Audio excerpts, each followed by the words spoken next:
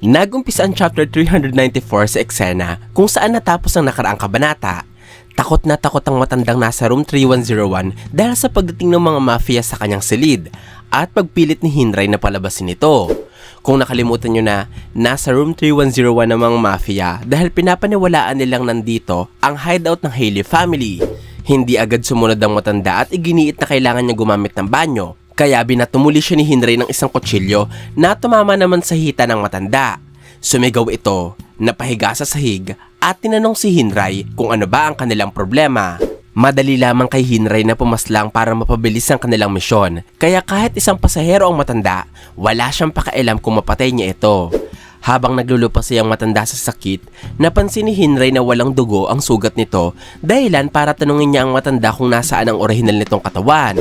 Kung ating babalikan ng chapter 378, malalaman natin na ang matandang nasa loob ng silid ay isa sa mga miyembro ng Haley family. Siya si Gati Ume. Nagulat ang matanda nang mabisto ang kanyang pagkukunwari, kaya sinabi niya na dati siyang insurance scammer. Isang trabahong nagturo sa kanya na kapag mas matindi ang pagsigaw at pagpilipit sa sakit, mas magiging kapanipaniwala ang kanyang pag-arte at mas mabilis na mapapaniwala ang kanyang mga biktima. Tumawa ang matanda at unti-unting naglaho sa hangin. Ang Nen ay maaaring lumikha ng doble o kaparehong wangis ng isang tao. Halimbawa sa mga karakter na may ganitong abilidad ay sila Castro at ang hunter na si Moral McCarnacy. Nagulat ang dalawang miyembro ng Shiyu noong biglang naglaho ang matanda. Sinabi nila na marunong din gumamit ng kapangyarihan ng matanda katulad ng pinuno nilang si Hinray. Maraming miyembro ng mafia ang nakakaalam ng Nen pero hindi marunong gumamit nito. Halimbawa dyan ang kanilang mga boss na hindi interesado ang matutunan ng Nen. Sumilip din ang isang pandak na miyembro na nagngangalang Tasi. Nakita nito ang kutsilyo ni Hinray na nasa loob ng kwarto kaya madali siyang pumasok upang kuhain ito. Babalaan sana siya ng kanyang mga kapwa-miyembro pero huli na ang lahat dahil bigla na lamang din naglaho si Tasi sa harapan ng kanyang mga kasama. Alam nila Hinray kung ilan na lamang ang miyembro ng Haley. Mas madami ang Char at Shiyu kumpara sa mga ito. Pero ang pagsugod sa silid na nababalutan ng Nen ay sobrang mapanganib. Sinabi ni Hinray na maaaring pagmamayari ng hitman na dumudukot sa kanilang mga tauhan ng Nen ability na mayroon ng kwarto. Pero nilinaw ni Kenny na imposible ito sapagkat ang hitman ay pinaslang na ni Nobunaga. Ang hitman na tinutukoy ni Hinray ay si Luini at nagwakas ang kanyang buhay sa chapter 393. Nagulat si Hinray nang marinig ang pangalan ng isa sa mga Phantom Troop, kaya ipiniliwanag sa kanya ni Kenny na nasa opisina nila kanina ang tatlong miyembro ng Phantom Troop. Umalis na mga ito matapos nilang paslangin ang hitman, pero nangako ang grupo na uubusin nila ang Haley. Sinabi ni Kenny na ang Phantom Troop na ang bahala sa patibong na nasa room 3101, kaya umalis na silang lahat sa lugar. Habang si Hinray naman ay sinabi sa kanyang isipan na kikilos muna siya ayon sa kanyang nalalaman ukol sa Haley. Matatandaan na nakita ni Hinray ang pasilyo kung saan nagtungo ang isa sa mga miyembro ng Haley. Nag-iwan siya ng kamera upang bantayan ito, kaya babalikan niya ito upang matukoy kung nasaan ang eksaktong lokasyon ng hideout. Lumipat ang kabanata sa eksena kung saan makikita natin si Tasi na napunta sa isang lugar na hindi niya alam kung saan. Nagulat siya dahil nagbago ang kanyang kapaligiran pero mas nabigla ang miyembro ng mafia nang biglang may sumaksak sa kanyang liig. Ito ang miyembrong si Billy. Siya ang parehong miyembro na lumaslas sa liig ni Zakuro. Matapos ang pagpaslang kay Tasi, naging level 21 na sila Billy, ang level kung saan lumalabas ang kanilang mga Nen abilities. Binati ni Matvir si Billy at binigyan siya nito ng baso para gamitin sa water divination test. Dahil dito, nadiskubre ni Billy na isa siyang conjurer, bagay na ikinadismaya niya dahil gusto niya maging emitter. Hinihiling ni Billy na maging emitter sapagkat gusto niyang magkaroon ng armas na kayang magwasak sa mga kalapating poses ni Hinray. Nakakatawa na hindi niya alam na posible ding makalikha ng sandata na may espesyal na kakayahan kapag isa kang conjurer. Binitbit ng isa sa mga miyembro ng Haley na nagngangalang Terebellum ang bangkay ni Tasi at pagkatapos ay dinala niya ito sa isang silid na may mga nakasampay na damit at malaking lamesa. Nasa loob ng silid ang dalawang miyembro pa na sila Chiffon Toto at Mont Black Toto. Ipinatong ng dalawa ang bangkay ni Tasi sa lamesa, hinubara nito at pinagputol-putol ang katawan. Hindi pa ako tiyak sa rason kung bakit nila pinagputol-putol ang katawan ni Tasi at bakit parang lulutuin nila ito base sa mga kumukulang kaserola sa silid kung nasaan sila. Ayaw kong isipin na katawan ng tao ang kinakain ng mga miyembro ng Haley dahil masyado itong nakakasuka. Pero hindi na ako magugulat kung ginagawa nga nilang hapunan ng kanilang mga biktima bilang grupo sila ng mga baliw at siraulo. Napaka-interesante ding isipin na ang Hailey ay may hilig sa pag-chop-chop ng katawan ng tao. Libangang ginagawa din ng kanilang dating benefactor na si Chirid Kawiguru. Ang sunod na eksenang ipinakita ay ang opisina ng pinuno ng Hailey na si Morena Prudo. Sinabi ng isa sa mga miyembro ng grupo na ang butler na inutusan nila para manmanan si Chernik ay hindi na nagbibigay sa kanila ng impormasyon. Dulot nito, pinagpalagay ni Morena na nahuli na ni Chernik ang espiyang ito. Matatandaan na sa chapter 284, may nakita tayo mga lamang loob ng tao na nakakalat sa silid ng ika-4 na prinsipe. Maaaring ang taong ito ay ang espiya na ipinadala ni Morena at pinaslang na ni Chernik. Sinabi ng boss ng Hailey sa 4 na miyembrong nasa harapan niya na malapit na ding madiskubre ang kanilang mga pinagtataguan. Kaya, kailangan na nilang magmadali sa kanilang plano. Ito ay ang pag-recruit sa isa sa mga personal na sundalo ni Chernik para pumanig sa kanila. Inutusan niya ang kanyang mga tauhan na tulungan ng kasama nilang nagngangalang Dogman sa paghuli ng isa sa mga gwardya ni Chernik. Sigurado si Morena na ipapahanap na siya ni Chernik para ang prinsipe mismo ang tumapos sa kanyang buhay. Hindi niya alam kung kailan magsisimula ang ika-4 na prinsipe sapagkat abala ito sa succession contest. Kaya gusto niyang i-infect ng contagion ng isa sa mga tauhan ni Chernik para malaman niya ang kinikilos ng prinsipe. Inutusan ni Morena ang 2 niyang tauhan na magbantay sa kanilang hideout. Ito ay ang korap na abogadong si Yucatani, level 27 conjurer, at ang waste disposal contractor na si Urarge, level 21 enhancer. Pagkatapos ay ipinatawag ni Morena si Dogman upang sabihin dito ang importanteng misyon na ang paghahanap sa mga taong kailangan ni Morena. Walang pag-aatubiling tinanggap ng professional wrestler, level 36 enhancer na si Dogman ang utos ng kanyang boss. Pero humiling siya kay Morena ng karagdagan level, kaya inutusan siya ng babae na magtungo sa processing area at magpa-prioritize para maging level 50. Si Dogman ay maaaring ang isa sa pinakamalakas na tauhan ni Morena bilang naabot nito ang level 36 at binigyan siya ng kanyang boss ng isang mahirap na misyon. Yan ang pagdukot sa isa sa mga sundalo ni Chernik. Lumipat ang pahina ng kabanata sa mga karakter na ngayon pa lamang natin makikita. Binubuo sila ng mga sundalo ng Kakin, ng mga kaibigan ni Chernik at ng mga tapat niyang tagapaglingkod. Sila ang perpektong tao na hinahanap nila Morena Prudo. Sinugod ng isang sundalo na nagngangalang Corporal Gipper ang isang silid na ginamit ng Hailey para paslangin ang kanilang mga biktima mula sa Char family. Matapos masaksihan ng mga bangkay, pinaalala ni Gipper sa mga sundalong nasa ilalim niya ang kahalagahan ng pagkahuli kay Morena at maibigay ang babae sa ika-4 na prinsipe. Hindi pa pakailaman ng mga sundalo ng Kakin ng kahit na anong gustong gawin ni Chernik kay Morena bilang away ito ng mga miyembro ng mafia. Nagtanong ang isang sundalong nagngangalang Otosin. Kinuwestiyon niya kung anong gagawin nila kapag may mga miyembro ng Hailey ang marunong sa paggamit ng NEN. Tinanong ni Gipper kung ano ang NEN, kaya sumagot si Otosin sa pagpapaliwanag na isa itong kapangyarihang kumakalat ngayon sa tier 1 ng barko.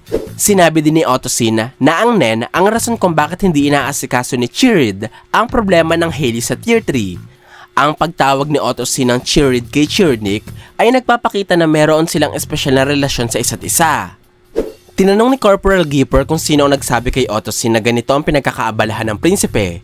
Sinagot naman ito ng sundalo sa pagkatapat na sinabi ito sa kanya ng isang gwardya na nagtatrabaho malapit sa prinsipe. Nagngangalan itong Borksen. Nakilala ni Gipper ang babae at sinabi niyang ito ay isang private first class na sundalo, kaya ire-request niya na ipalipat si Borksen patungong tier 3. Sa madaling salita, ayaw ni Gipper na may chismosang gwardya na nagsisilbi sa prinsipe.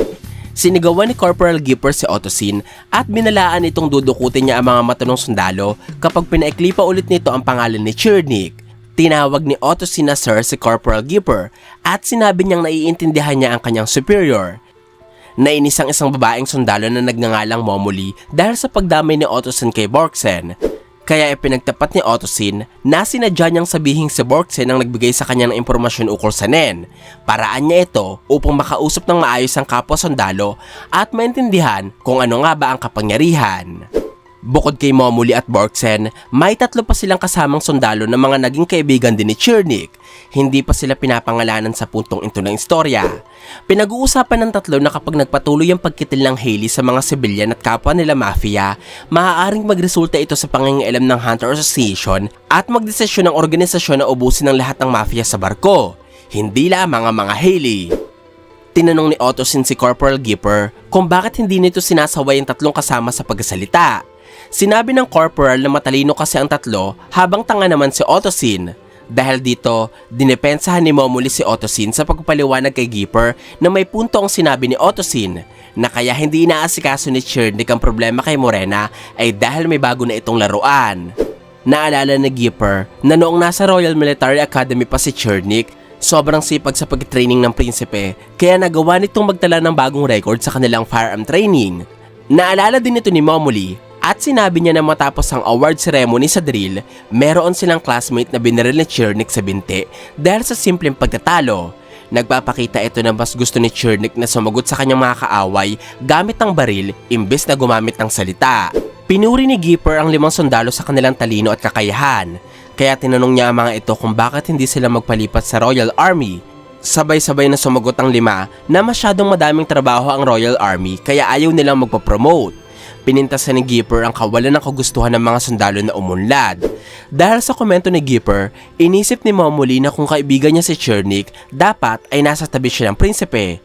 Sinabi naman ng sundalong may itim na buhok sa kanyang isipan na ang pagrespeto nila sa pagiging prinsipe ni Chernik ay mas makakabuti bilang hindi mababago ng pagkakaibigan ang kanilang pagkakaiba. At sa isipan naman ni Ottosin, sinabi niya na ang pagkakaibigan nila ni Chernik ay mas lumiliit sa tuwing lumalapit sila sa prinsipe kaya ayos na sa kanyang manatili sa malayo habang sumisigaw para kay Chernik. Natanong ni Ottosin kung ito din ba talaga ang gusto ng kanyang matalik na kaibigan. Lumipat ang eksena sa isang silid kung saan tumitigil ang mga sundalo ng barko. Sa puntong ito, dumating na si Borksen matapos alisin sa pwesto niya sa Tier 1 at ilipat sa Tier 3. Medyo galit ito sa pagbisto ni Ottosin ng kanilang komunikasyon. Ganun pa man, sinagot ng babae ang katanungan ng kanyang mga kaibigan ukol sa Nen. Kinumpirma nito na si Chernik nga ay nag-aaral ng Nen sa ilalim ng paggabay ng kanyang personal bodyguard na si Teta. Hindi niya alam kung anong klaseng kakayahan ito dahil sobrang lihim ang impormasyon ukol sa Nen. Ganun pa man, merong isang pangyayari na kumuha ng impormasyon ni Borksen na konektado sa Nen. Ito ay nangyari matapos ang emergency broadcast na isinagawa ni Kurapika ukol sa paglabas ng mga Nen Beast. Napansin ni Borksen na sila Teta at Salkov ay nag-umpisang kumilos ng kakaiba. Ang hindi alam ni Borksen kaya ganito ang reaksyon ng dalawa ay dahil nakikita nila ang hindi nakikita ni Borksen. Ito ang Guardian Spirit Beast ng ika-4 na prinsipe.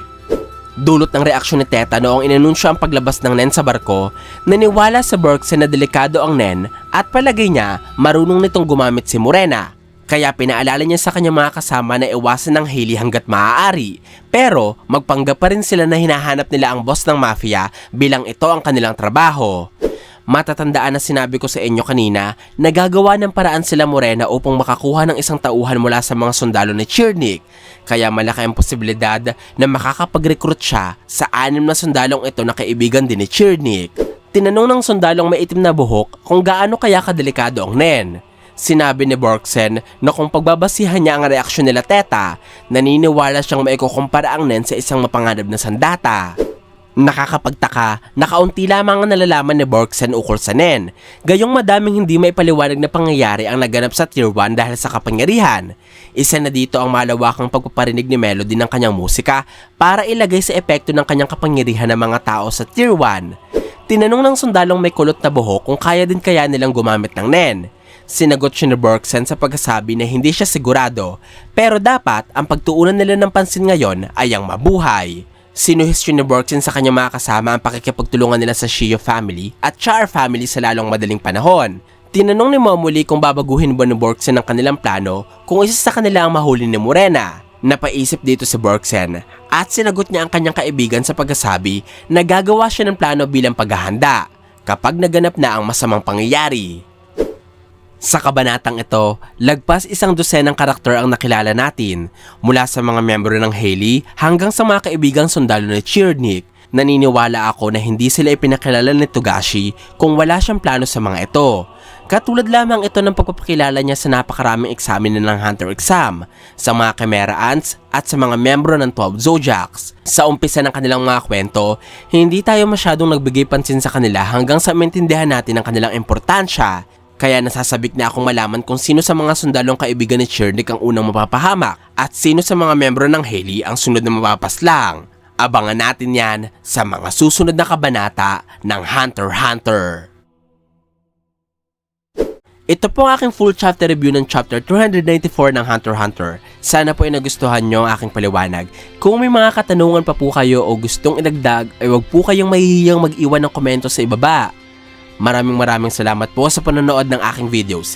Ako po si J.E. Hanggang sa muli!